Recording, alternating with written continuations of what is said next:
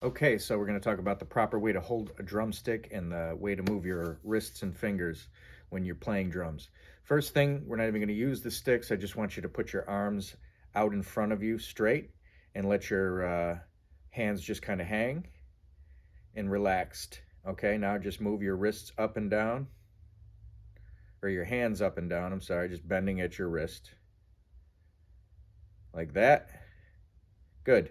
Now relax and let your arms hang at the side. Don't hold them tight. Just let your arms hang relaxed and let your hands hang down at the wrist, kind of like Mr. Burns. Okay, now just take your thumb and touch it to the first joint on your index finger like this.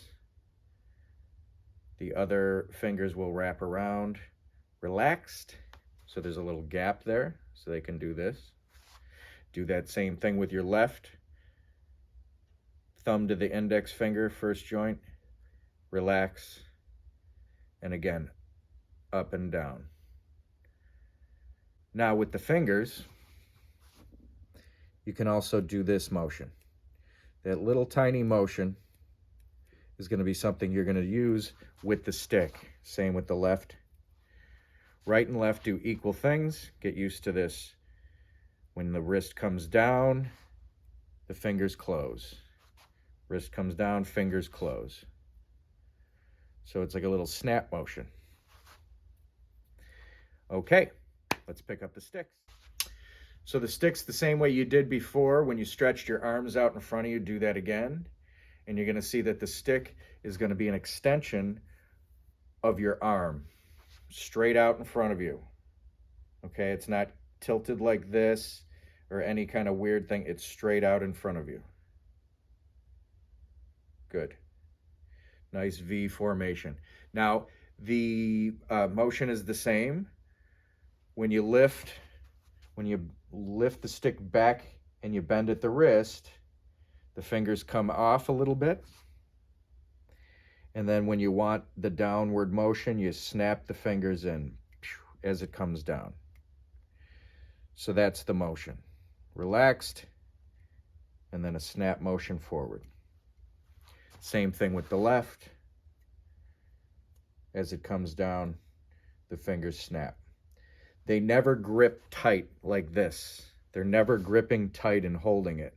They're always kind of acting as a bumper. They're always, your finesse and your control comes more from your fingers. The bigger action comes from the wrists. Okay?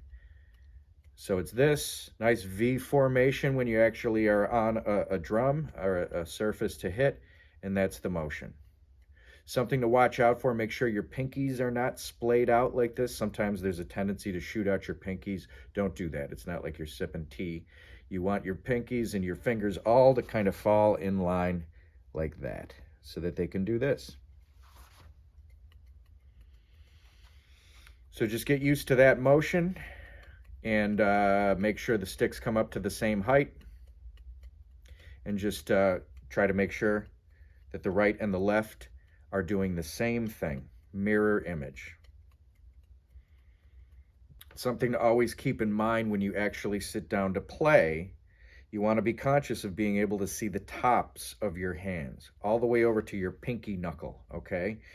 Because you don't want to have a tendency to turn in so that the thumbs come up. And the reason for this is just simply the trajectory of the stick.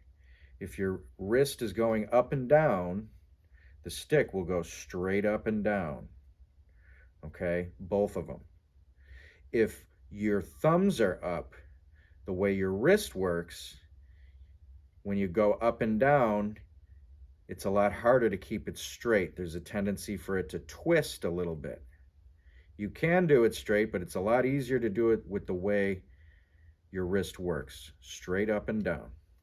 So V formation, tops of both hands so that I can see my pinky knuckle.